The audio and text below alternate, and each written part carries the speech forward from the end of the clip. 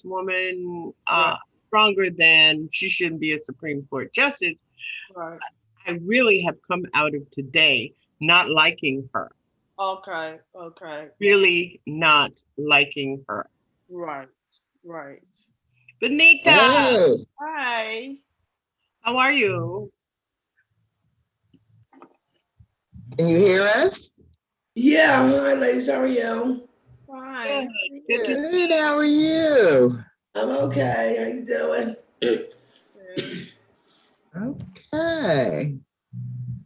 I'm over here messing with trying to make sure the live stream gets started.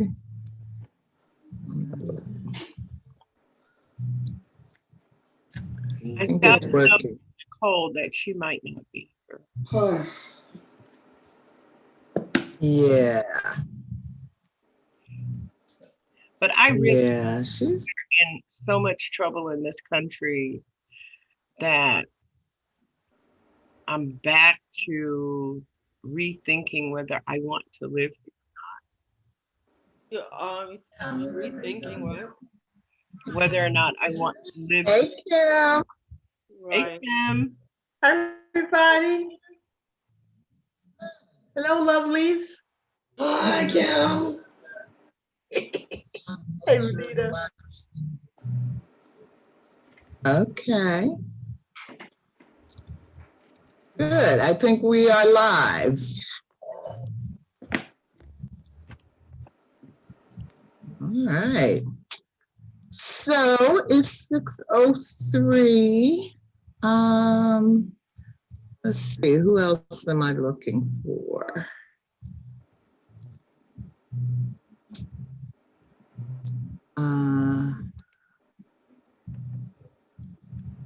Okay. Can you still hear me? Yes. Okay. That's so quiet. Let's see. Gio. Leone. Okay. Gio and Leone are the only ones I think are missing.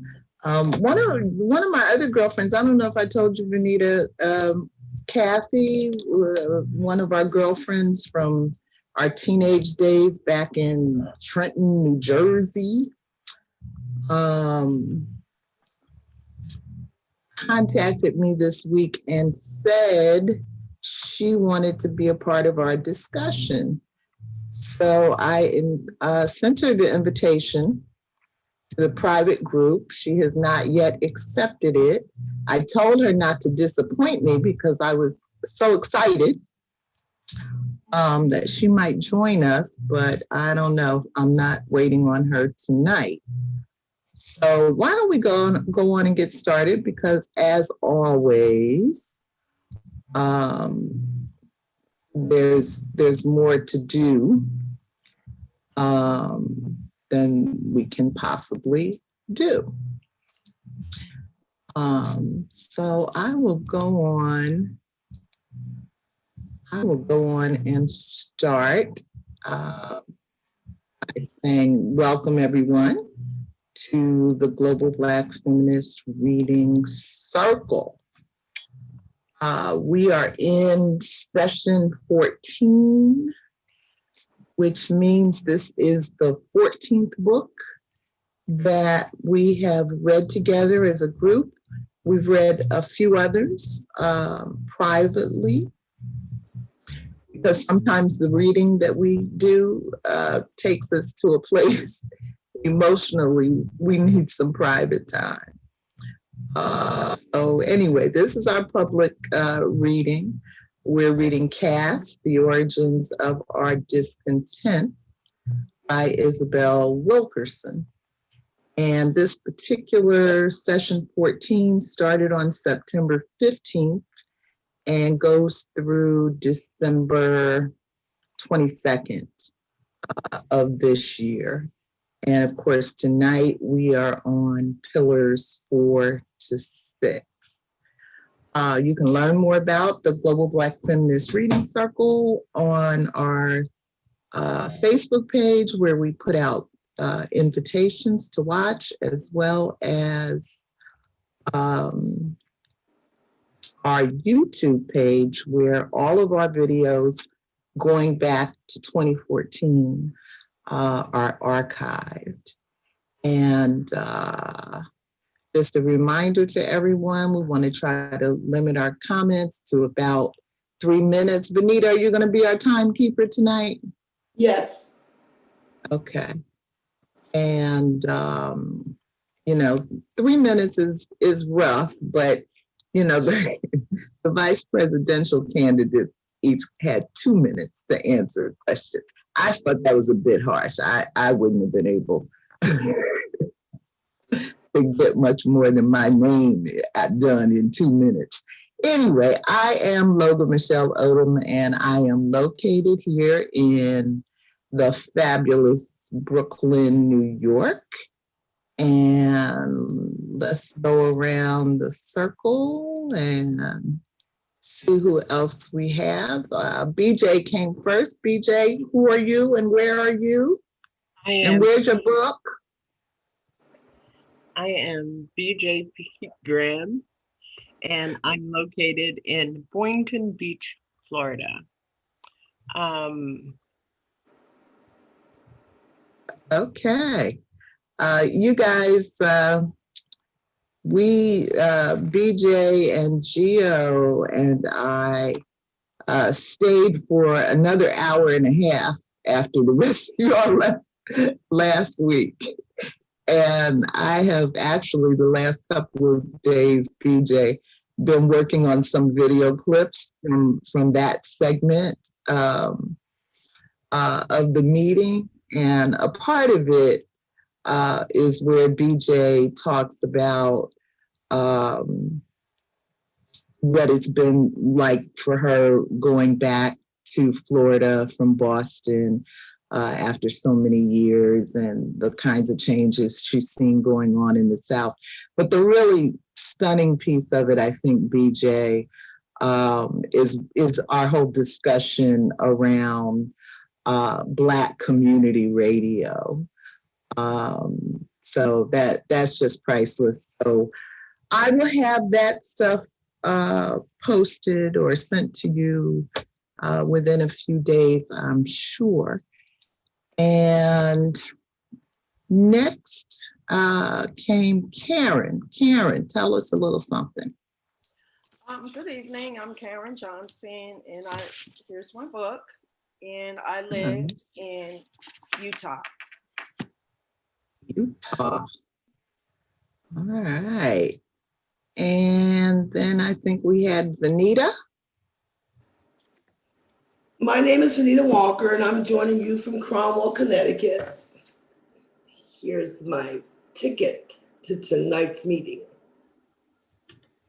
Welcome, welcome. And BJ and Karen, I don't know if we've said it, but Venita and I go way back to preteens, which is pretty unusual in my life because I have moved so much, and every move has cost me friendships. I was 19 when my dad died, and we had moved 13 times in those 19 years. He was an AME preacher. And I've moved as much or more as an adult. I stopped counting. And then we have Kim. Hi, everybody. I'm Kim Brandon. I'm in New York. Here's my book. And I have a bit of a cold today, so if I don't feel any better, I may drop off. But I'm hoping to stay to the end. Okay. All right. And we did get a message from Nicole, so she may or may not be able to join us. I don't know what's up with Leonie. And we just lost Gio, so she's probably having technical difficulties, and will get back to us when she can. Maybe this is Gio. Yeah. Gio. Are you muted? Okay, I'm back. Just in time for your introduction. Okay, cool. Hello, everybody. I'm Georgette Moses, and I'm joining you guys from Columbia, South Carolina. Glad to finally be here. Gremlins notwithstanding. All right, all right. And of course, we have a break coming up next week, October 20th. So we will reconvene in 2 weeks on October 27th with Nicole as the facilitator, and working on pillars 7 to chapter 10. And, you know, I think of this group as kind of a potluck dinner where everybody brings something to the table, and you know, we all have our own flavor, and it's all good, and you know, but the more you hang out with us, the more you get to know everybody's style. So my style is to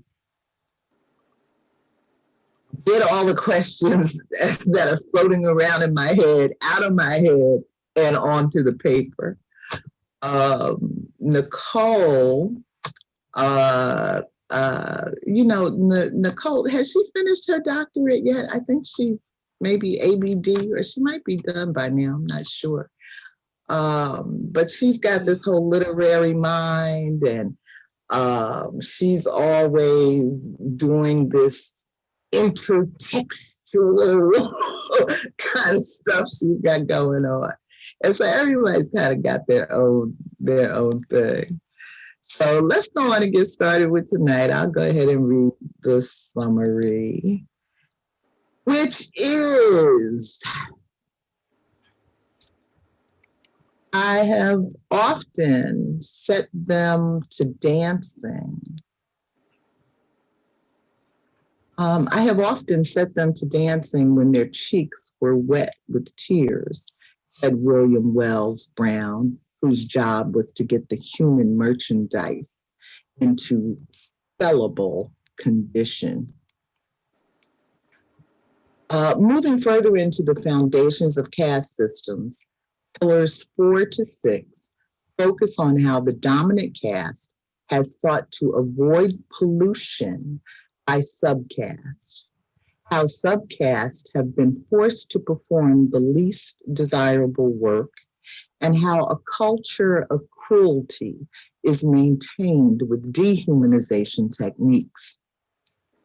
Those permitted under the white tent could reap the rewards of full citizenship, rise to positions of high status, or as far as their talents could take them, get access to the best the country had to offer, or at the very least, be accorded respect in everyday interactions from subordinate groups who risk assault for any misstep. In pillar number 4, purity versus pollution, Isabel Wilkerson writes, the fourth pillar of caste rests upon the fundamental belief in the purity of the dominant caste and the fear of pollution from the caste deemed beneath it. Especially important to the dominant caste were the needs to avoid unwanted touch and swimming in the same waters with members of the lowest caste, even if that meant throwing broken glass into the water or drowning individuals who transgressed these boundaries. Great pains have been taken to define whiteness and to limit access to this elite designation to maintain purity using immigration and marriage laws. The closer to Aryan bloodlines, the better one's treatment would be moving through Nazi Germany and American societies. The amount of African blood painstakingly calculated would justify various levels of devaluation. U.S. Senator James Henry Hammond of South Carolina in March 1858 defined the fifth pillar of caste. the division of labor based on one's place in the hierarchy. He identified the economic purpose of a hierarchy to begin with, that is, to ensure that the tasks necessary for society to function get handled by people born to the disfavored sill plate.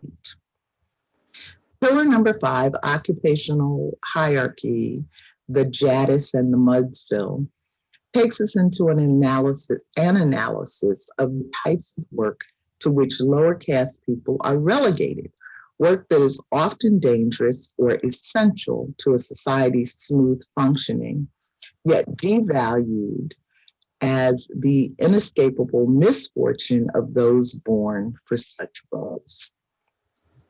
Entertainment and sports provide an exception to the rule as they provide sources of entertainment for the dominant caste, as long as superiority among the performers and athletes is not too clearly demonstrated. Pillar number 6, dehumanization and stigma, explores the goals and methods of dehumanizing people, such as harsh labor practices, painful medical experiments, and mass incarceration, and the labor involved in maintaining a culture of cruelty. Dehumanize the group, and you have completed the work of dehumanizing any single person within it. You have quarantined them from the masses you choose to elevate and have programmed everyone, even some of the targets of dehumanization, to no longer believe what their eyes can see, to no longer trust their own thoughts. It makes slaves to groupthink of everyone in the hierarchy, to lock the marginalized outside of the norms of humanity, so that any action against them is seen as reasonable. So I think I want to go to the very end of the document, to the last question. And so if somebody could read that, I'm trying to find my scroll bar. Where is it? Okay.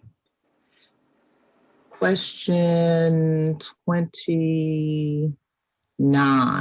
Can somebody read question 29, please?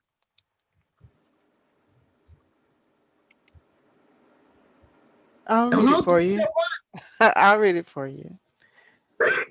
Okay. Hold on, Gio, because I may not hear your voice again. Okay, Michelle. In America, a culture of cruelty crept into the minds, made violence and mockery seem mundane and amusing, built as it was into the games of chance at carnivals and county fairs well into the 20th century. Attractions included the coon dip, Beanham, and the son of Ham, where dominant caste members threw projectiles at the bodies and images of African Americans. A certain kind of violence was part of an unspoken curriculum for generations of children in the dominant caste. White culture desensitized children to racial violence, wrote the historian Christina de Rocher, so they could perpetuate it themselves one day. Last week, BJ started us off on a discussion of triggers. How do we toughen ourselves to deal with our own triggers? In desensitizing ourselves to cope with reading, watching, and listening to stories of our own history, how might we guard against dehumanizing ourselves in the process? Thank you. Anybody?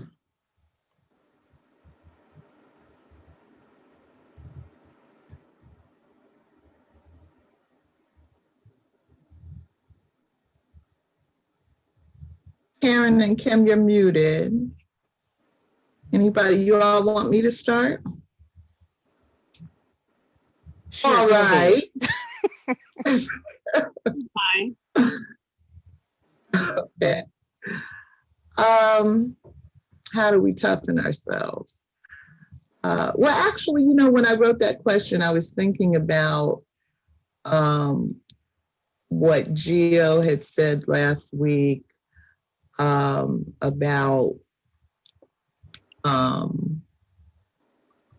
trying to take kind of a clinical, analytical view in order to kind of deal with this stuff. And, Gio's been in the group since the beginning. And, we've read some tough stuff. I mean, Gio read Medical Apartheid with me. That was pretty amazing. Venita, Kim, we all read that. That was hard reading, even for me. And I consider myself pretty tough. That was hard reading. And so it does take a certain something. And I was also thinking about how Leonie talked about how she really doesn't watch, when the next Black person is choked to death, lynched, whatever, and it goes viral. She intentionally avoids watching those kinds of things. So that's kind of what got me thinking about, well, really, what are the strategies to kind of cope with this? Because I have my experience, especially more so when I was a younger woman, was that I encountered a lot of Black people who, just didn't want to talk about this stuff. Didn't want to read it, didn't want to talk about it, didn't want to deal with it, just really wanted, from my perspective, seemed to really want to just go into a mindset of, okay, that stuff is behind us. We're in a new world. We have to get with I don't know what really they were thinking, because you couldn't have a conversation with them about it. So I would say for me, because I've always been a reader, and I've always read stuff like this, to me, the more you engage it, the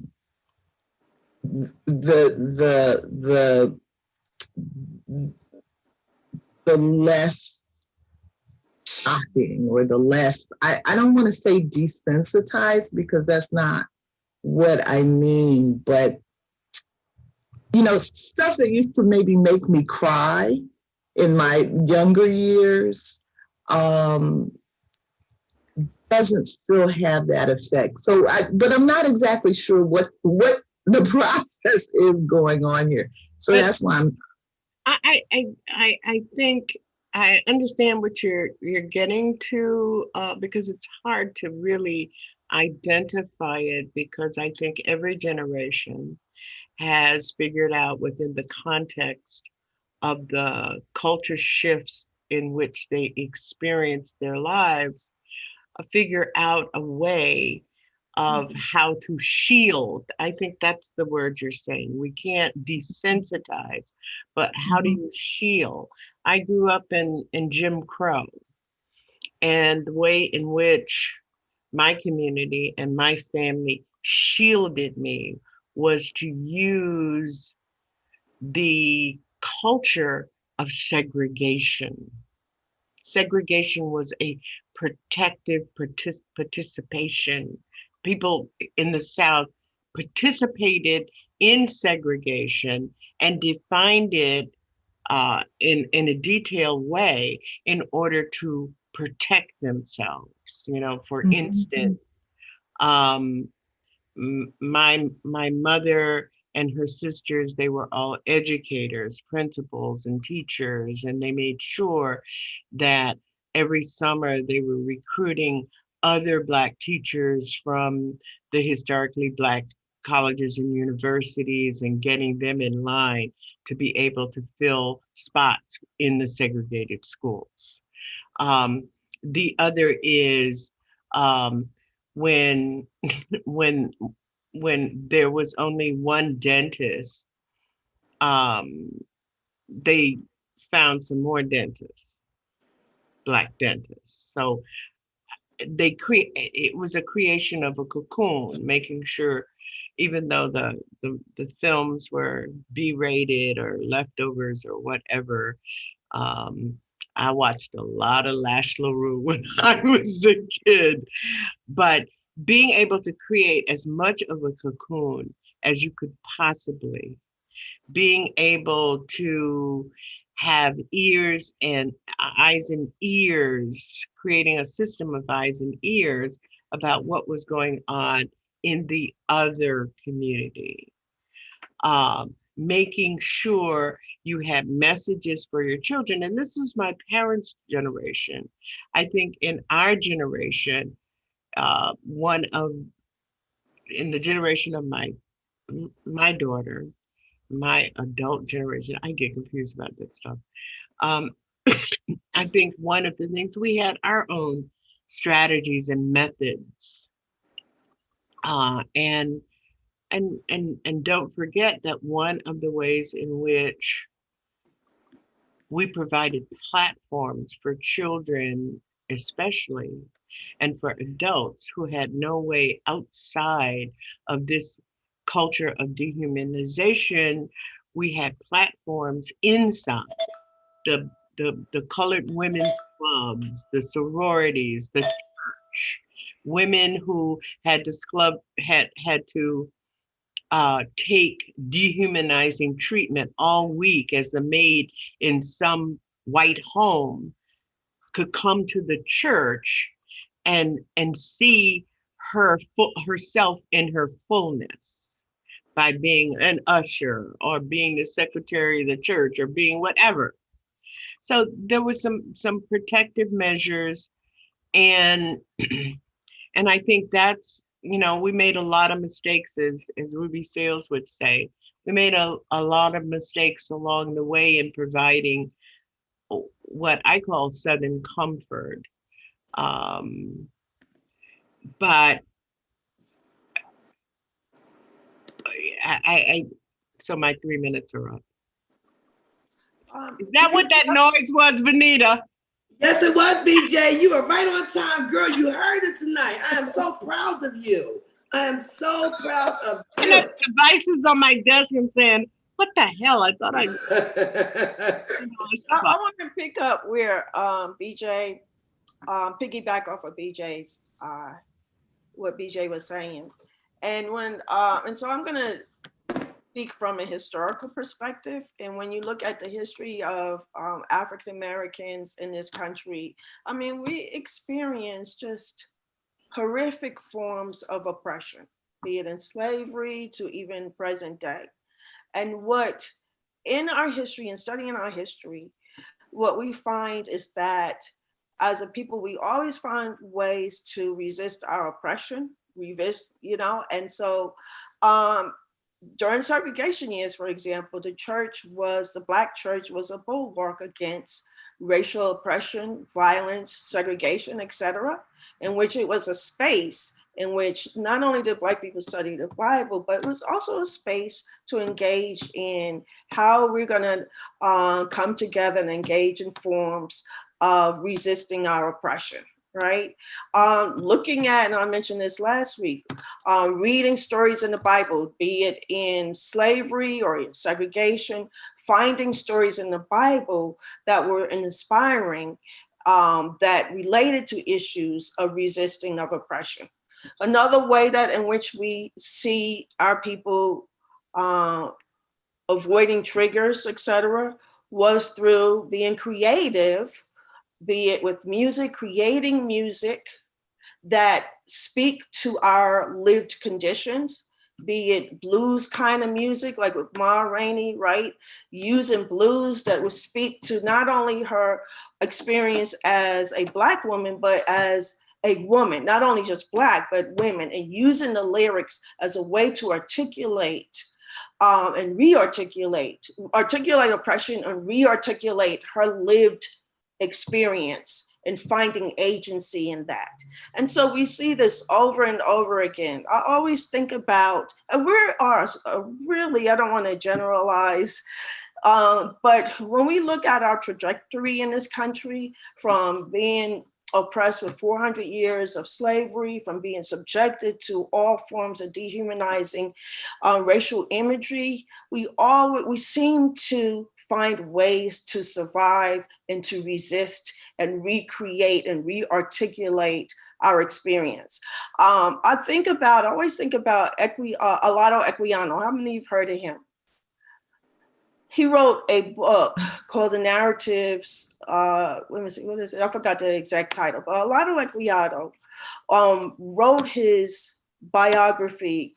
In this biography, he talks about being kidnapped from the country that he was in Africa, and all the experiences that he had with being kidnapped, and being afraid, and he was a child. And then the middle passage, getting on that ship. And one thing, once he left those shores, he said, I'm gonna hold on to hope, right? So can you imagine a child leaving, being kidnapped and enslaved, and then being on that middle passage, which was a horrific journey, but still holding on to hope, being enslaved in this country, eventually getting his freedom and moving to Europe and being a part of the anti-slave movement. The key thing that I'm looking at is that we seem to find ways to hold on to hope, re-articulate our lived experiences, and find ways to use our faith to help us move forward, as well as finding ways to be creative.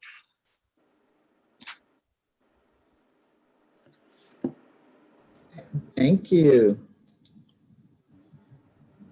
I think the word is resilience that just bubbles up, that we essentially Yeah, BJ, let me just check in with Gio and Kim and Venita. Did you have anything? So we don't lose how critical this thing is about the resilience, because Go ahead. within that there is a spirit of us of 400 years enduring, that we have been able to pass through our story. Nobody told it about the families. It was about the commerce, and it was our ancestors that for over 400 years we have been able to tell this story. Yeah. Thank you for letting me say that, because I'm an old lady and I won't forget stuff. Venita, Kim, Gio, anything? I guess I would add that I find resilience in community, being involved with like-minded people. I'm talking about today, that it's very important for me to be in groups where we're looking at the history and we're using the history as our Sankofa movement to look back in order to look forward. So that's my goal, is to look back so that we can look forward. And I love when we talk about how resilient we have been for 400 years. The other thing that I find important for me is to have a spirituality, that I believe that there are ancestors who guide me and who want to see me take what they have done and move it into the next generation. So I have a responsibility. So even though I want to fall apart and I want to act a fool, I feel like I am just as responsible as the generation before me to usher in the generation that's coming. And so those are some of the things that help me when I'm triggered to kind of say, yeah, I know you want to fall apart, sis, but this ain't the moment. You got nieces, you got nephews. There's the girl down the street that could use a hand. So I think being of assistance helps. And then I loved when Karen was talking about art, because I write poetry. I use poetry to inspire, and sometimes some of the poems just inspire me, but the goal is to use that voice, use that creativity with a level of responsibility. And I always think of you, Michelle. Always think about what is it that I'm saying and doing that's going to last into our 500-year plan of rebuilding the situation that we're in. So I just think it's art for me, it's community, and it's spirituality. Thank you. Thank you. Yeah. Yeah. And Karen and BJ, you hang around long enough and you will find out what a wonderful poetess and singer. Sometimes Kim will just bust out in song. I heard her doing some of her poetry either last year or year before when I used to. Y'all didn't ask me to be in it, but I used to come and watch.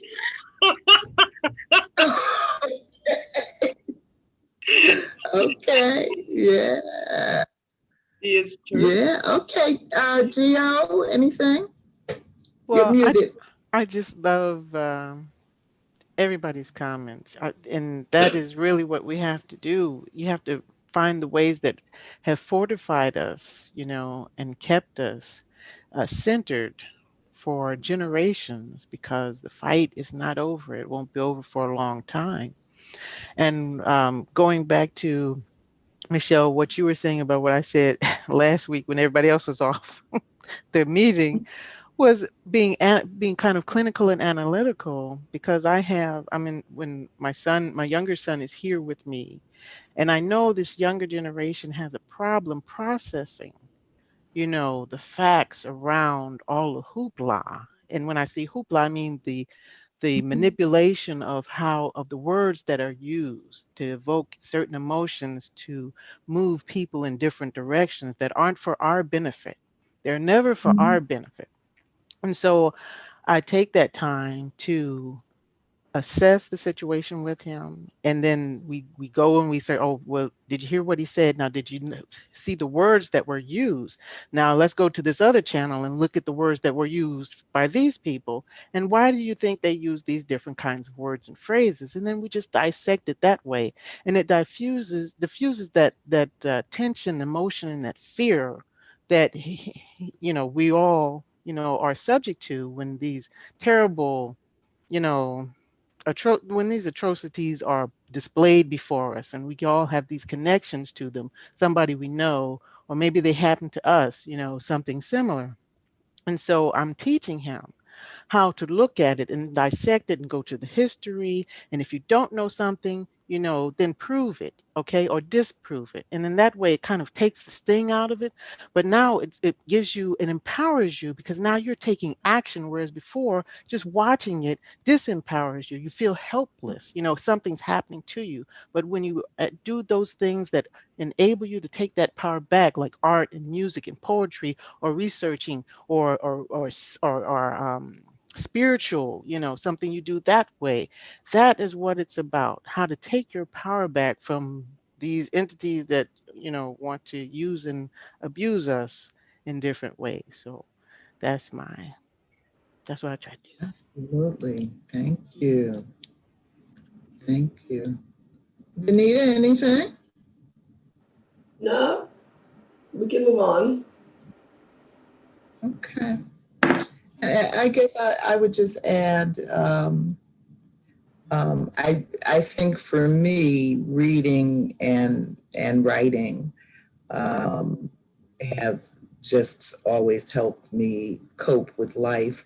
Reading for showing me other people who have experienced what I'm seeing and worse. And writing, again, I just need to get stuff out of my head, and then then I'm better. So yeah, thank you. That's a little treasure trove of strategies. Any final comments before we move on? You know, I do want to note that one of the things, you know, there's so many things that happen in our history around us that we don't take note. But if you read the lyrics of the Negro National Anthem, it is the story of the pain of the journey. It is also the story of the resilience. You know, I think that James Weldon Johnson tried to capture to me, the anthem is almost like a picture. You know, I can actually see visually see it. Mm-hmm. Mm-hmm. And there are lots of things that we have that we sometimes have no awareness about that speaks the same in the same way to us as a people. Yeah. Thank you. All right, let's go up to question 3. And Karen, would you read that one, please? You're muted though. Okay. Summer of 1949, St. Louis, a man with the same name as the person working on integrating public pools under pressure from Black citizens, received threats and required police protection. Lifeguards threatened to quit. A crowd gathered with knives, bricks, and bats. They set upon Black children who had come to swim, forcing them to walk a gauntlet, striking and taunting them. Elizabeth, New Jersey, whites blocked Blacks at the entrance of the public pool the week the city first allowed Black swimmers. Black Americans pay taxes, but for many years were denied equal access to public services. Would you face down the type of violence African Americans faced for the chance to swim in a public pool or beach? What messages were Blacks receiving when access to public services was denied to them? What messages do African American citizens receive as efforts are currently underway to suppress, deny our vote? Pool watchers, poll watchers, what's the difference? In the recent days, we have heard the president call on white supremacists to stand down and stand by. We have also seen white supremacists encouraged by Trump to liberate Michigan, charged with threatening to overthrow the government and kidnap the governor of Michigan, Gretchen Whitmer. How does unchecked terrorism reflect and reinforce caste privilege? Thank you. Anybody? Well, since I'm probably the only person, this was a particular trigger for me around swimming pools and around not being allowed to be on a publicly owned land, parks. I grew up in a community where the Black men and women built the parks. I never thought that the parks where I played had anything to do with what they called downtown. We did not have uh, a swimming pool. And I asked my parents, who were pretty affluent in the community, why we couldn't have a swimming pool. And my mother said to me, you see anybody else with a swimming pool? So, and it was kind of like, what? We can have a swimming pool because nobody else can have a swimming pool. I don't get that. But that that was part of what we talked about earlier.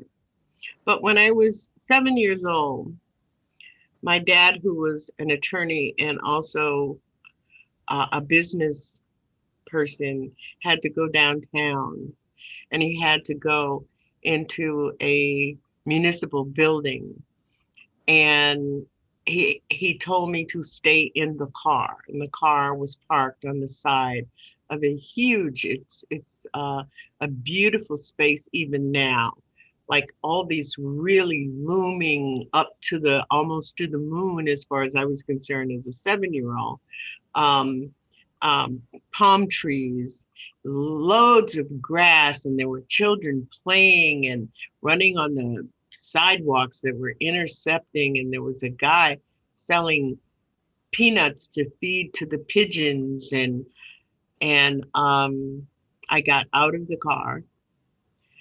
I had gotten a quarter off the console of my father's car.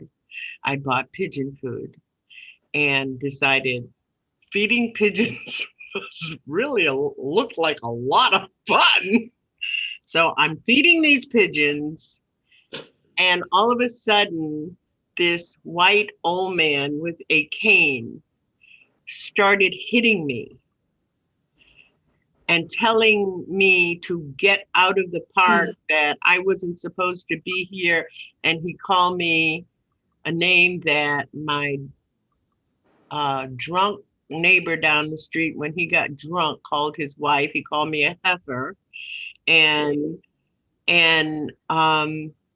so I immediately dropped the pigeon feed and went and got back in the car.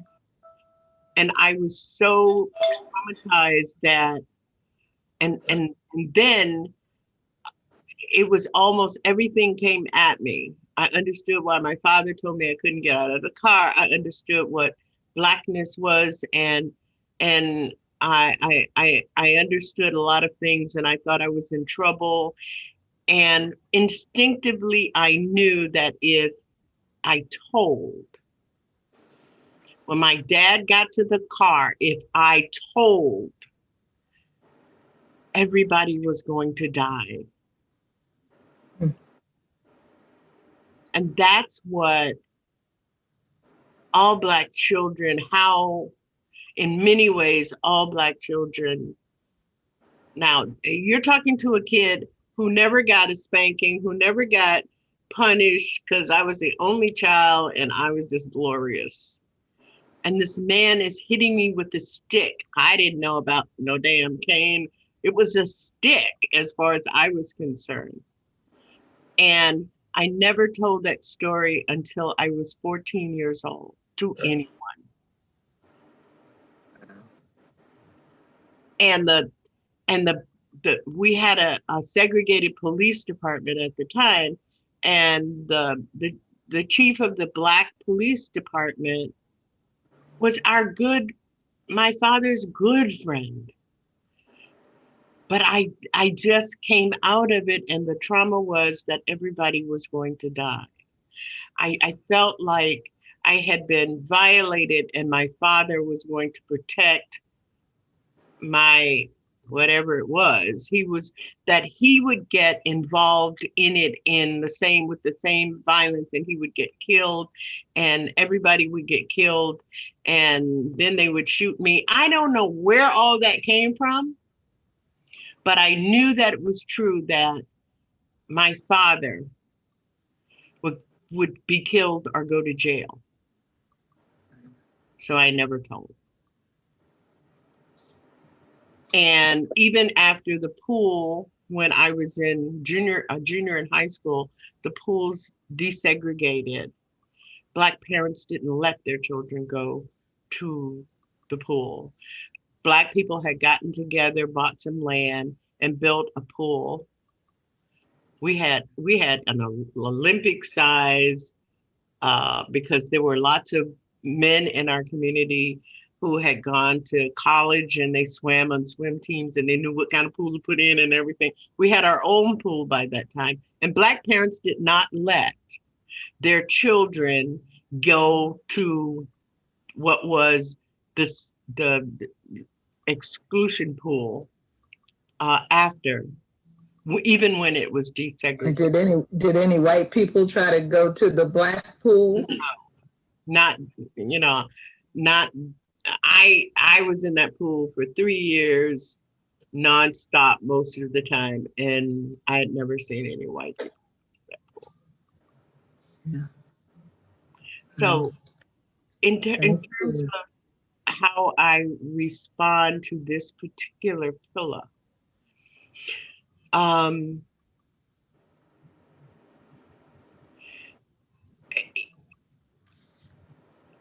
I come out of it understanding so many of the code rules that I had to live by, and in many ways still live by.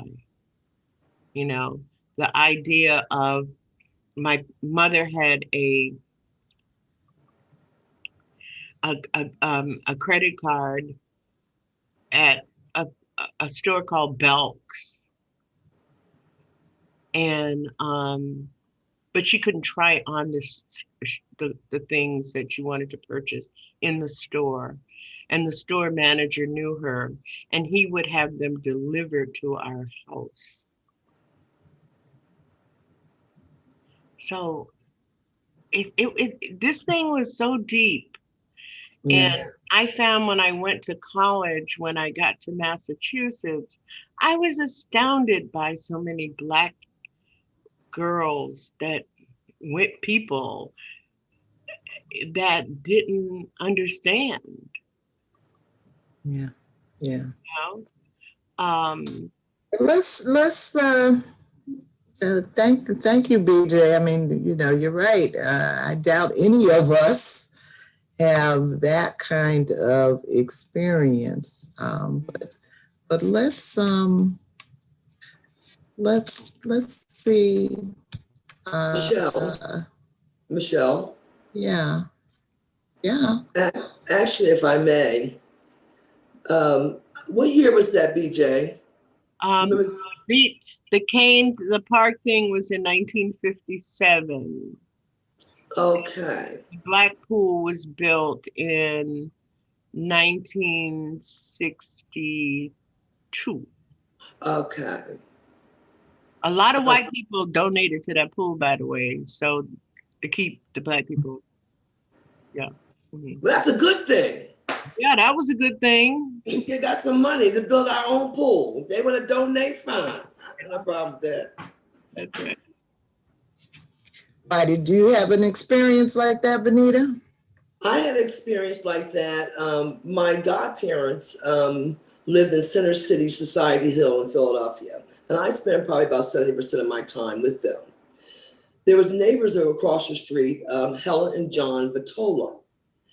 And Helen was from England. She was in her probably, when I was a little girl, 30, 31. And John was probably about 20 years her senior, 15, 20 years.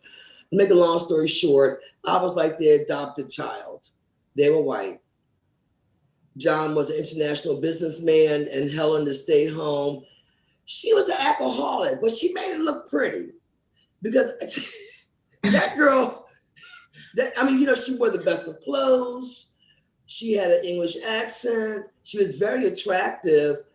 There was always my fondness for opera music. My fondness for opera music actually came from her very early on. And make a long story short, so they belonged to Rittenhouse Private Swim Club, which actually is still there to the day. And I would go to the swim club with them, little Black girl with white folks, and they're pretty well off, actually very well off. And there was nobody there that looked brown or even close to brown anywhere. Not the folks that, that were in the restaurant area, the bar area. And I'll never forget, we were Well, you weren't that close to brown when you were a little girl, so go ahead. I'm sorry. That's how I didn't ask you all that like that. Breaking my train of thought, BJ. She breaking my train of thought, BJ. Anyway, no one dared say anything to John because John was pretty wealthy and, but a wonderful, wonderful person. Big man, hearty, big belly, just deep voice and lots of money. Which is why he was always 20 years Helen Senior. She wasn't slick. But anyways, I remember once we were on the pool side and I was laying back there on my little thing, little brown girl, and I had all my little snacks and everything and my little Virgin Mary pineapple drink with the little umbrella in it. And after that, I got in the pool. You're by the pool side. Well, apparently somebody complained that there was a black child in the pool. This is a private swim club. And so I guess it was one of the attendants, they were dressed very hoity-toity, kind of like, came out and asked to speak to John. And the only thing I can remember first is hearing this big baritone voice, because he was about 6'2", hearty, and he had a baritone voice. And he said, if she gets out this pool, then I'm going to close Rittenhouse Private Swim Club. Now it's your choice. So next thing I know, I didn't know what was going on until we were on the way home, because it seemed like everything, all the white people kind of cleared out. It was great.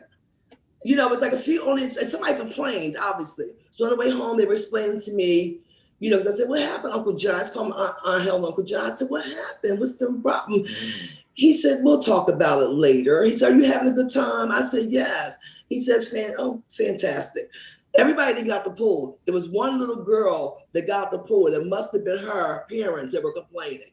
So they explained to me on the way home that, about the ignorance of racism and the and that I was special in every way, and there's no one better than me ever in life, and that I have just as much right to have a wonderful life like everybody else.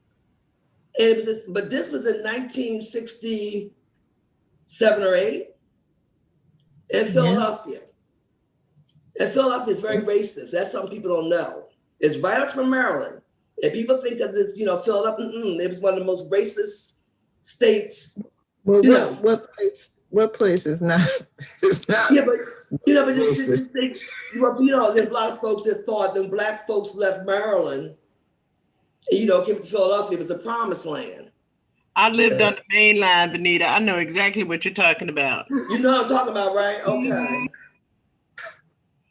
Anyways, that's all I have to say. I had that experience, and I was just in a period of time, and she had hers to the time I had mine, and that was in 1967 or 68 in a so-called metropolitan city in Society Hill. Yeah. Yeah, I mean, I just think these are interesting times we're living in. I mean, we've been through all this before, but and I keep with this Wilkerson book, this particular one.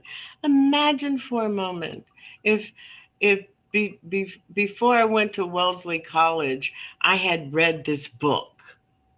Yeah. Because some jackass told me Angela Davis went to Wellesley, so that's where I wanted to go. But she was actually at Brandeis. Don't make me laugh. Okay. This is a lesson that everybody. I've been trying to figure out how am I gonna translate these pillars for my 18-year-old. Yeah. Yeah. Yeah. When I think about that question, I think about I'll be right back. Go ahead, Karen. Oh, okay. I think about the pillar number 4, purity versus pollution.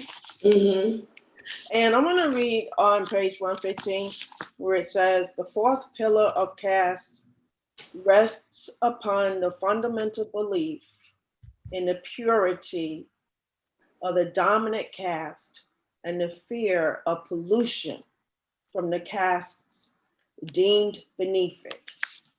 And so in that piece, even just that line is so deep, because what we see even today, and I like how she bring in the Nazis and the India, etc., in the US, because we have to argue this pillar, yes, is one of the foundations that is part of this society even today.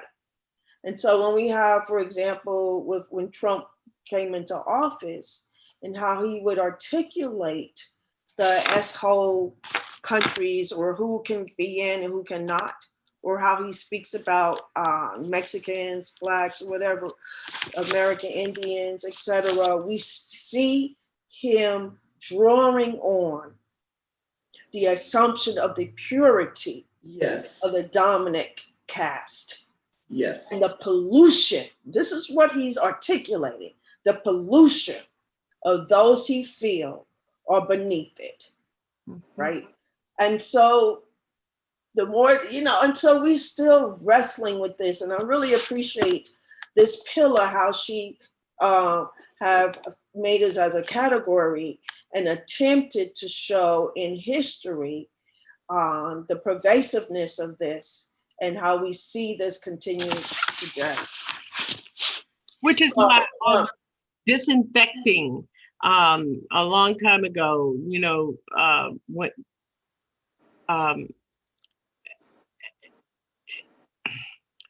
when there was at desegregation, a lot of disinfecting. I mean, I went to an all-white high school. I desegregated the high school here in Palm Beach County, the first one. And I was there for 3 years. DJ, I'm gonna start calling you Mike Pence. Were you done, Karen? Oh yeah. I just can't wait to because it's really important what she was saying. I mean, it makes us go to another. I know, but I want everybody to get their 3 minutes before we start to interact. So were you done, Karen? Yes. Okay. Okay. It's just all the things that they do to disinfect us. Yes. Yes. Things. And if you listen to your president, you'll be drinking bleach. Yeah. These pillars, they it's a lot. It's a lot. And, I mean, I just, this whole thing with kidnapping the Michigan governor, and I read today they were thinking about the Virginia governor too. They want to take their country back. They don't want to have to see us as equal citizens, with access to equal rights and resources. And it's just been a continuous fight, and there's no end in sight. So, I mean, I know there are some Black folks thinking about, what our alternatives are, but this is an old story. I never went to Catholic school. I went to like a Black Montessori school. No. This is why I have to read books by myself. Oh. No, we love having you. Yesterday, I was out on my courtyard sitting and reading, and it was like I was talking to myself constantly, but the whole idea that you bring up about, you brought up the anti-apartheid movement. Mhm. And you brought it up in relationship to pillar 7, I think it is. Wait. Get my notes. But when you get ready to talk about that, ask me about it because I was part of the first gesture to the South African government uh, around anti-apartheid policies, national policies. We're probably not going to make it to that question. Oh, So maybe you want to just finish that story now? okay. My first job coming out of, well, it wasn't my first, I had an internship at Polaroid Corporation, and then they hired me at graduation. And I worked for the founder and president of Polaroid as a kind of like a chief of staff. And one of the things that we did was every month we had some kind of forum. At the time, Polaroid was one of the most progressive non-union corporations in America. It had the largest proportionate Black and Brown employee population in the country. And it was by the commitment of this one man who felt like I'm smart enough, I got enough money, I can do what I want to do. Your Uncle John. And he was doing it. So anyway, Polaroid had a major manufacturing center in Johannesburg. And one of the things we did when I met him, Randall Robinson, we brought Randall Robinson in to meet with the Polaroid board and make a speech, blah, blah, blah. But anyway, Dr. Land, Polaroid's founder, put together an employee task force, and I was on that task force, to investigate whether or not the company should divest from its holdings in the operation of Polaroid Corporation, which at the time employed about 700 employees. And Randall Robinson was part of our 2-week investigation going into Johannesburg. We met with the national officials. I was in the presence of the clerk.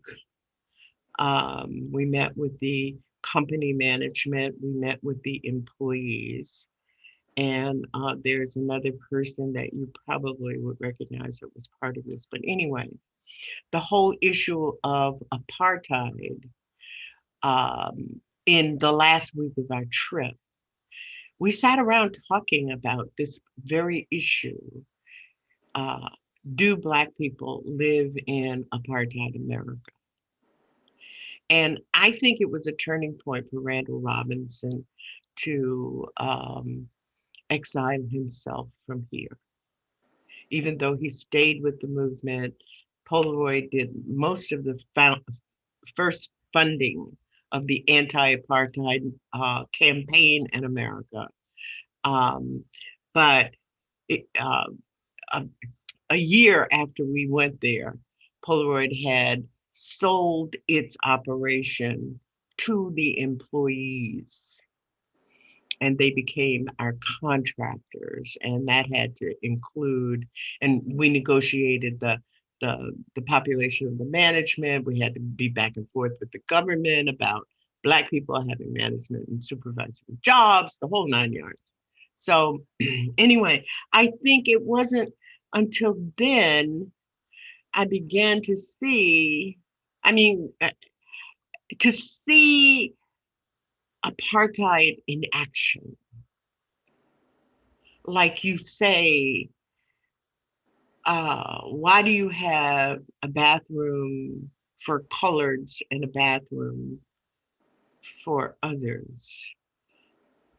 And people will raise their hands and, well, that's how we do it here. There's nothing wrong with that. Not being able to see it. And I think that is what this pillar, that question really brings to me, because um, El Michelle will tell you for the last 10 years, 9 years since I've been on internet, I've been saying Black people are invisible. And what I mean by that is that their humanity is invisible. No matter what kind of job you got, no matter how much money you make, or whether you got the car and the house and the whole, we are still invisible because our rights as humans are not acknowledged. And that is why things happen the way that they happen. But anyway, I wanted to mention that because I think it's very important for people. I went over to a forum about 5 years ago to talk with the Reconciliation Commission about the notion of reparations for the people of South Africa. And I was invited because everybody told those people that well, you need to talk to BJ, because whatever BJ says, that's what Dr. Land is going to do. So, but anyway, it was an anniversary for all of us, and but I don't think Venita, did Venita leave?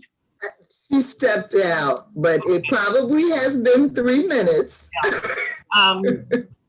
So I think that somehow I'm hoping that this book, that specifically this chapter, because El Michelle called my show on Saturday night because it's so compelling when you're in the midst of reading this stuff. It's just so compelling. I pick up the phone and then I text somebody and then I make a picture of the page and send it to somebody. So I'm miffed. I'm befuddled that our people may have absorbed it is what it is. Not so much as I am what they say I am, but it is what it is. And if we begin to parallel our stories, because Black people don't see us in a state. I see us in a state of Blackness, where oppression is a continuous and dynamic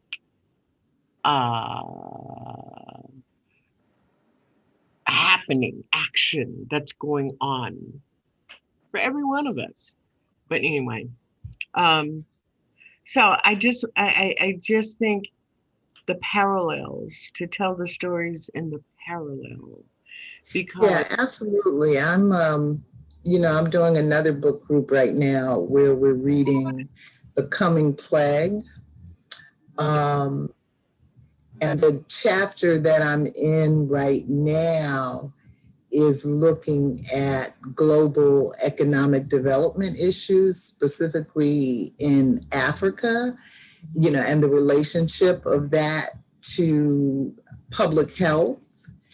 And so there are all these stories that, changed the name from Africa to Black America.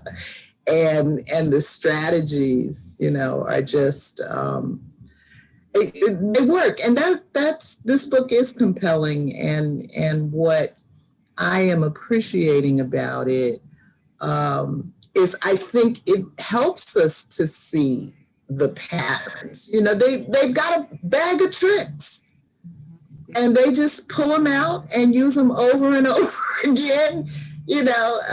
Change the name, stir, pour. It works. If it works, keep doing it. Okay, anybody? Thank you, BJ. Anybody else want to talk to that or Do you want to take a quick look at question 10?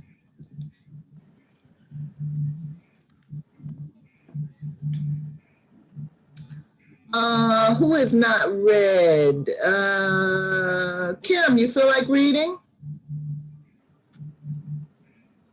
Unmute yourself. Doesn't look like she. Okay. Question Throughout the 10. United States, can you hear me? Yes. Yeah. Throughout the United States, sundown laws forbade them from being seen in white towns and neighborhoods after sunset or risk assault or lynching, page 128.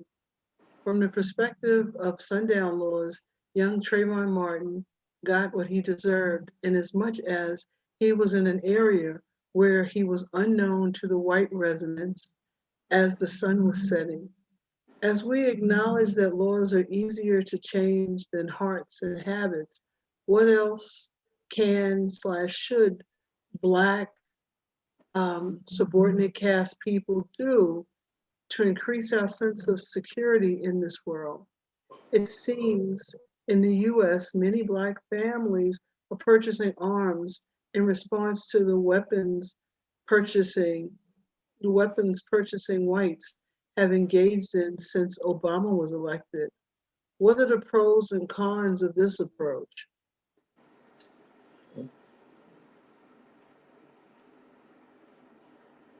So we're not being treated as citizens, even though we pay taxes, and they keep trying to take their country back and take our rights away. So go on, Venita. I haven't heard your voice much. Well, I live in a neighborhood of all white people, and they all have guns. Mm-hmm. Some of them are Trump voters and make it be known. So what I did was bought me a gun too. Now, I'm a nonviolent person. I really am. I'm peaceful. But our husband and I were discussing it a few years back, and I'm like, no, I'm nonviolent, but if everyone around me has guns,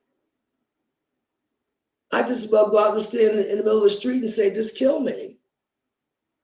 I can't even attempt to protect myself. And no, I don't like guns. I'm not a gun person per se, although I use one very well at this point. But it seems that Black folks, again, we're defenseless. You just as well go in the middle of the street, because they all have guns, arsenals in their homes, and let you know that. It's not like it's something you have to guess about. They tell you. It's sad. It's sad. It's so sad. It makes me feel sad all the time, that your environment forces you to change.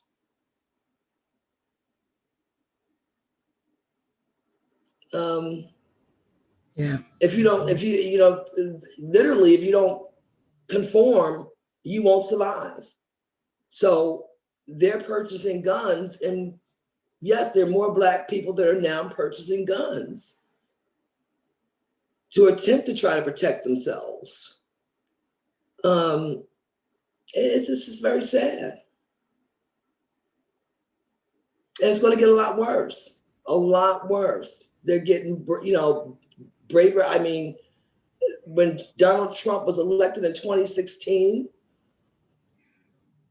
I was verbally insulted quite a few times. And so was my son. One woman came all the way back down the street. He was coming to visit us, parked his car in a driveway. It's a sizable driveway. She drove all the way back down the street to roll down her window and call him a nigger in front of my door, and he's on my drive. He's on the driveway.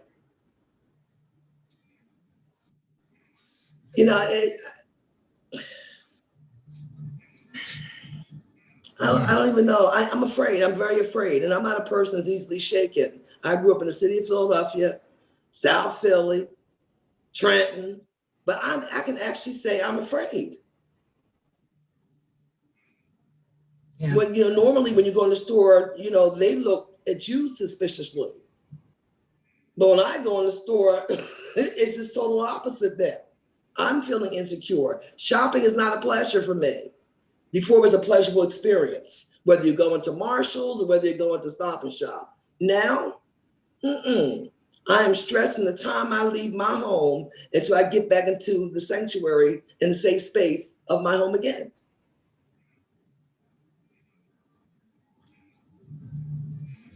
I don't want to be out there after sundown. To be honest with you, I go out in the morning when the least amount of people around as possible, and that's pretty sad. And I can't say, the demographics has not changed around me. But before, they used to talk about you at the dinner table, keep the door shut. That's cool. If you turn around and say, get back, they go back in there, they would stay over there. But now, So I don't know what we're going to do outside of BJ saying that she's trying to figure out whether she want to stay here or not. And I'm like, if you're going somewhere, you got to let the rest of us know. I heard her say that. This is nice. She said it twice, actually. Huh? It was a question that I posed when I retired, when I was retiring, whether I was going to stay in the country. Actually, I went to Cuba, and I was in Cuba for 3 months. And I had 3 places on the list: Djibouti, Ghana, Madagascar, on the motherland, and Cuba and St. Kitts in the Caribbean. I was serious as a heart attack, because I actually retired from a job that I absolutely loved the work that I was doing, but I couldn't deal with the ooze that was seeping in. I knew Yeah. I had been putting up a fight for many years, but I knew I can't win this one. No, this is. So yeah, I was looking for this picture. Um, this is my granddaughter. I can't see her. Oh, I lost it.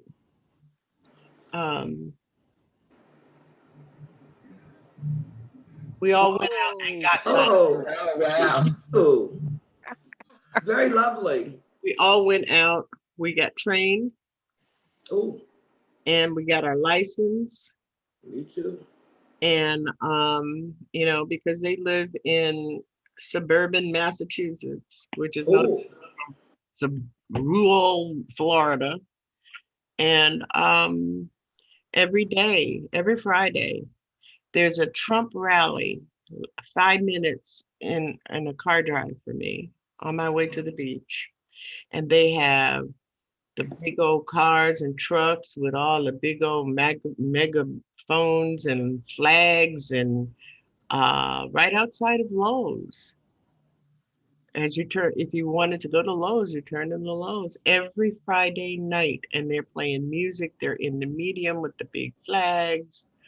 When I first moved down here, I had to stay in a motel until my closing, and I was very careful because it was a lot of truckers and people who work for companies, and they're coming to do a job, and rough crackers. That's what I call them, just rough crackers. And I was very, very careful, so you're right, Venita. I think we have every reason to be afraid. I'm so afraid. When we went to get guns, the guns, and Miles has his training and his license now. but they haven't gotten him one. But my daughter decided to get him one and get him trained because he and his friends organized a Black Lives Matter rally in the town where they live, and the state troopers showed up with dogs. These are all. Karen has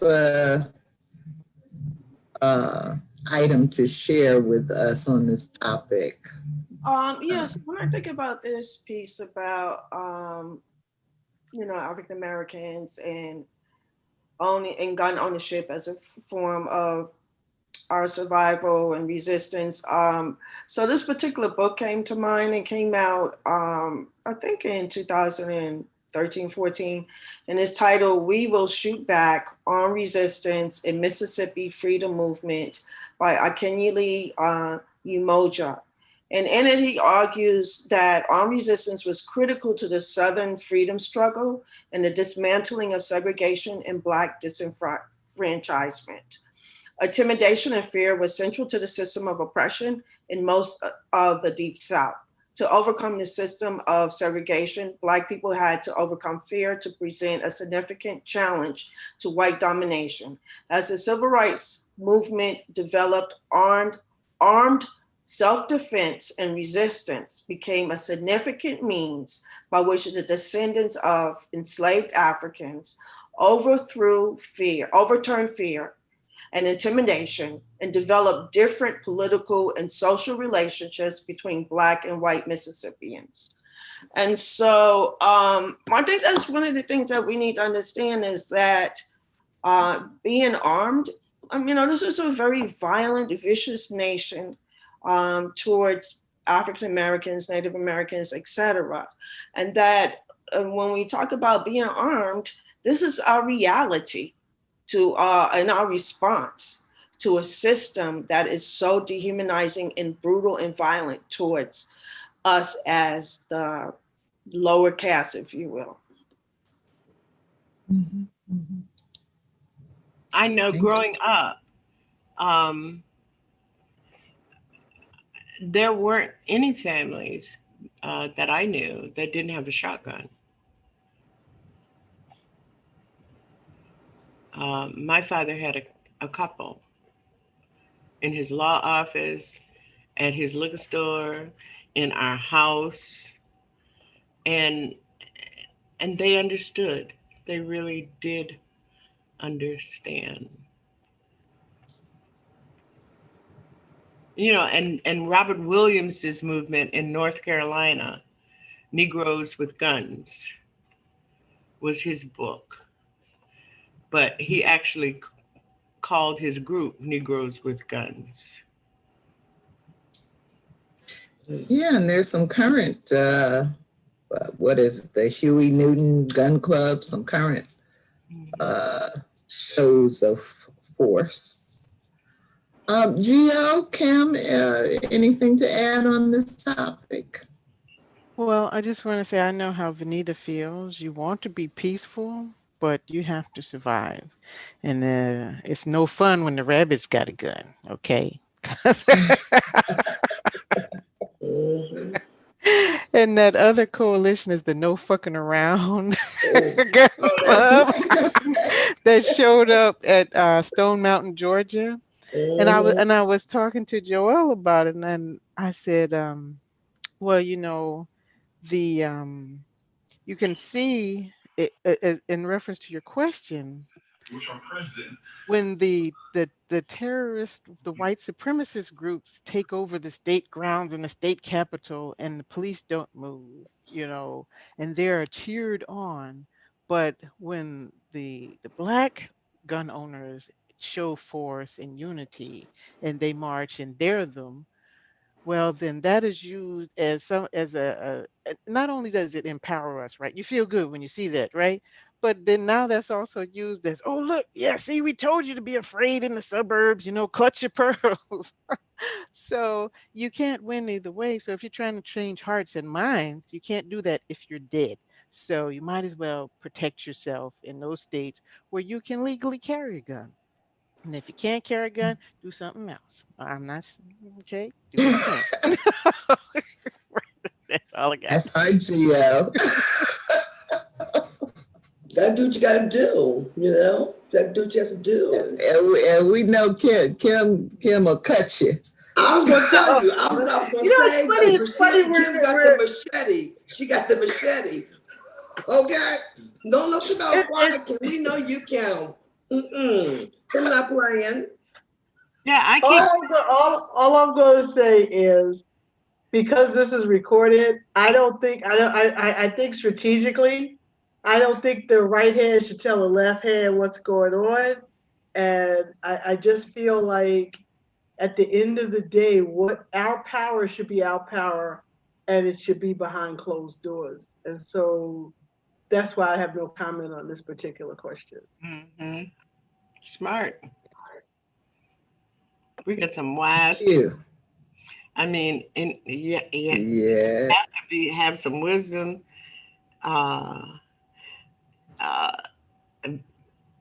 Getting through it. That's how we've gotten through it. Well, the problem, the thing I believe is, you know, again, I don't ever want to have to use a gun. Mm-hmm. But I also feel like things stay behind closed doors, but it's nice to let them know that I can protect myself. So maybe they'll think twice and I won't have to do that. Mm-hmm. Mm-hmm.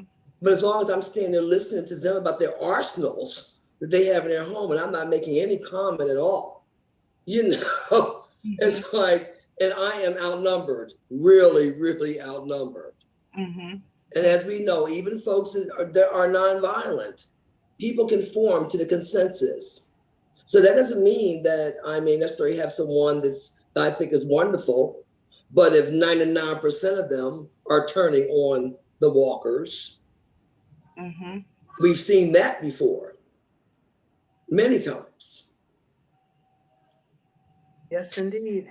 I'm just having a hard time picturing how all of this might actually play out. I don't know if this is fake news or not, but I did hear recently when the guys were picked up in Michigan, trying to overthrow, don't lynch the governor. Yeah. That, some of those are the same guys that showed up in, I think, April, brandishing their weapons at the State House, intimidating the legislators. No, that's not fake. But what I heard was that the local police were afraid to confront these men with guns. And that's the piece I'm saying. Really? So I don't know, but the reason I have a hard time picturing it is I see how we can take out a few enemies. I see how we can, maybe protect ourselves for a few hours or days or weeks and, hold up in our house and, but to me, as a particularly, but not only, particularly as long as we have a lunatic in the White House who doesn't even have the capacity to care about human life, any human life. We have sat back for decades and watched the United States government amass a bewildering armament. Weapons that they regularly unleash on peoples across the world without blinking an eye. And I can't see what would stop them from doing that exact same thing here. So so to me, no matter how many guns we amass as individuals, it is never going to come close to what we're up against. And so that's what takes me back to, what are some strategies that make sense? Because this is not clicking for me. On an individual level, okay. But mass, well, I live in the ghetto. They drop a bomb on the ghetto and wipe out a whole bunch of us real quick. And then all of y'all that are out there in the suburbs will be running, trying to find some place to go because you know what's coming. But I think it's a particularly good strategy. And I hear what you're saying, Michelle. I really do, for people who live in isolated places, in communities where 5 and 6 of the local yokels will be offended by something somebody said or something somebody did, or they didn't do nothing or say nothing. They just decided, oh, Mr. So-and-so, he got a brand new one of them foreign cars, so let's go get him. That nigga think he's too much. You see, that for me, that's the fear. Yeah. I see it on those small individual group levels. Mm-hmm. My concern really is that these folks are trying to start a civil war for real. But this is not 1863. We're not talking about cannons anymore. Yeah, but it is 6 or 7 people who are involved and not starting a civil war. It has already started. Whitmer was only one part of it.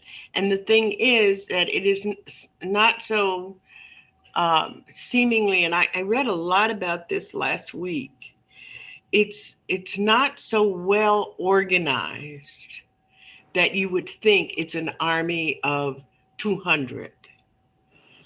It is 200 who get together maybe once a year, but it's the 10 in this town and the 10 over here in this town. And they all see themselves on the same mission, but they carry it out in very different ways. And so I think that is the Civil War. The Civil War are individuals who are cooking up this shit in their heads over beers in some bar. And they're being the research shows that they're being etched on by a local history. Something happened a long time ago, and the niggas took our whatever. Then the niggers did this, and the niggers did that, and that's why this is happening. So 25 people decide, okay, we're gonna go into the section where all the people who own houses, and we're gonna shoot up that part of the section, and maybe they will leave.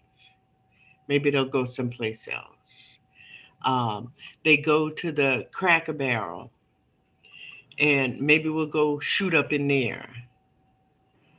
And then they figure out, because of this man in the White House, they don't have to disguise it anymore with anything. And I'm telling you that for the 4 years that he's been in, the Civil War has already been on. It's not coming, it's here. And that's why they were able to talk me into getting a gun. I don't have a gun as big as theirs. But because I grew up under, I mean, it's so real to me we used to drive from West Palm Beach to Tallahassee for a FAMU's homecoming, for a meeting my dad had, or my grandmother taught at FAMU. So we would go to Tallahassee all the time. And we traveled through Perry, Florida, and another part of Florida. You had to get on the floor. Luckily, my father looked like he was white, but he required us to get through Perry before it was dark. My uncle was the first Black regent in the Florida Regent Board, whatever, the education thing. And he was killed coming from a Board of Regents meeting, and nobody could figure out how that happened. His car, I mean, he drove Tallahassee once a year, had a driver actually, and the driver drove Tallahassee once a month. And the train hit the car.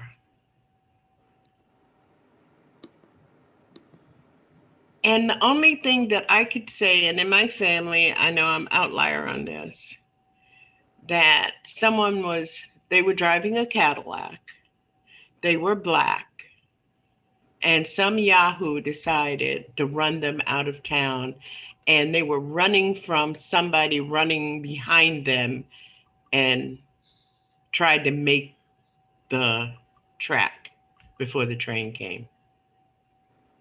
Because my uncle wasn't a stupid person. He would never try to run a train. Who does that? Only stupid people do that. Unreasonable people. So these things happen.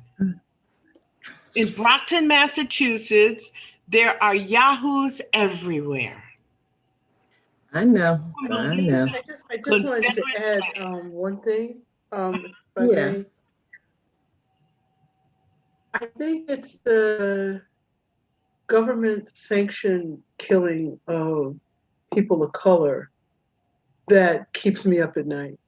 Mm-hmm. That when you have protests where we're being seen as crooks and thugs, and then it's other people have protests, like here in Brooklyn, and weddings and gatherings, and COVID is spreading, and they do absolutely nothing.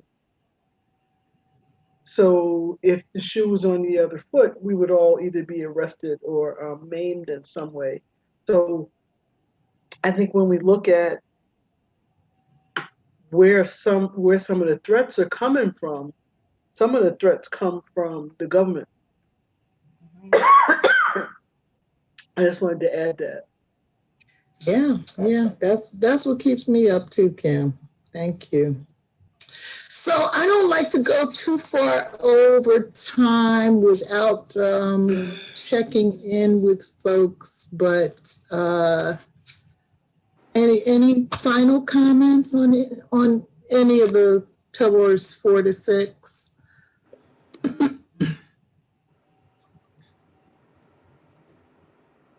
No. Okay. I just have to say that it was so hard getting through these pillars, and it just reminded me of being in medical apartheid. It was every paragraph, it was another thing that made you say, well, damn. And you know all of this in your body. Your body says that you know that economically you could not do well. You know that any way to have some level of torture or abuse, it was happening. But to just hear it paragraph after paragraph after paragraph, I wanted to hold the mirror up to, white fragility and look at that closer. Look at that. And since it's still going on today, what is the how do they interact with their own psyche that this is okay, this is acceptable, that you're teaching this level of violence and this level of murder generation after generation after generation? So that's what just kept coming to mind, because I was just like, this stuff is brutal. Mm-hmm. Mm-hmm. Yeah, the story about, I think his name was Albright, the little boy that had to sit outside the fence at the pool, and then they finally roll him around in a raft and whatever you do, what's just say, this stuff is insane. I just wanted Al to pee in the water. I was just like, Al, pee in the water. Just pee in the water. They would have killed Al, but But it really is a culture of cruelty, and you have to be trained for it, and it kind of also made me think about when my son was a little boy, and I was trying to teach peace, and he was dealing with a bully in elementary school, and I had to go to school to deal with it. And, I thought I was just going to have a conversation with the parent and we would work it out and we would agree that, violence is not the way solved. And, and I found that his mama was teaching him to be a bully, and so what do you do? I couldn't have my boy being beat up every day. So we started karate lessons, but it's this is their practice. I mean, the whole thing with the beat them and coon them and, all of that, it's some deep stuff going on. So in this regard, we're not going to solve all the problems. I just want to say am I muted? No. I just want to say. No. Said, was this Deidre Cooper Owens' book, Medical Apartheid? Medical Apartheid is Harriet Washington. Oh, Harriet Washington. He did work with Deidre. Okay. Mm-hmm. Okay. The other thing is that I think, we say, who are these people? Where did they come from? What kind of planet creates them? And I pose the same question to Amy, whatever her name, Aunt Lydia, in the hearing today. Amy Coney Barrett. Aunt Lydia. Yeah, I just keep calling her Aunt Lydia. That's why I can't remember her name. But Lord, I said the question is not what you're going to decide on the Supreme Court. The question, because you're going to decide who brought you to the dance. But the question is, if you say who you say you are, that you are a decent, moral, Christian woman, how can you associate for the rest of your life with this kind of indecency, this man? How can you tolerate being associated? Because I'm the kind of person, you piss me off, you show me who you are, and I thought you was somebody else, you don't ever have to worry about that ever again. Aunt Lydia thought she was a decent person. She thought she was doing what was right. All of those wives did. We're talking about A Handmaid's Tale. Oh, I'm over The Handmaid's. And and the people, from their perspective, they were trying to make the world a better place. So I wanted the question from somebody to ask is, how do you measure the decency you claim? That should have been the question. But anyway, I'm not a senator. I didn't listen to a lot of the hearings, but I did hear a little piece today where she was talking about how she's had to have the talk because she has some Black kids that she's adopted. She's got some shit. Yeah. I was over that. Yes. I'm really over that. Yeah. And so, in terms of if you believe, what you believe, I mean. And at the same time, we know that children out of Haiti. Y'all remember that? Yes. Thank you. Right. Right. Say that again. I'm sorry, I didn't hear you. What? Say that again, PJ. I didn't hear you. I'm sorry, BJ. At the time that she adopted her children, there were a number of groups, including evangelical religious sects, that were trafficking children out of Haiti.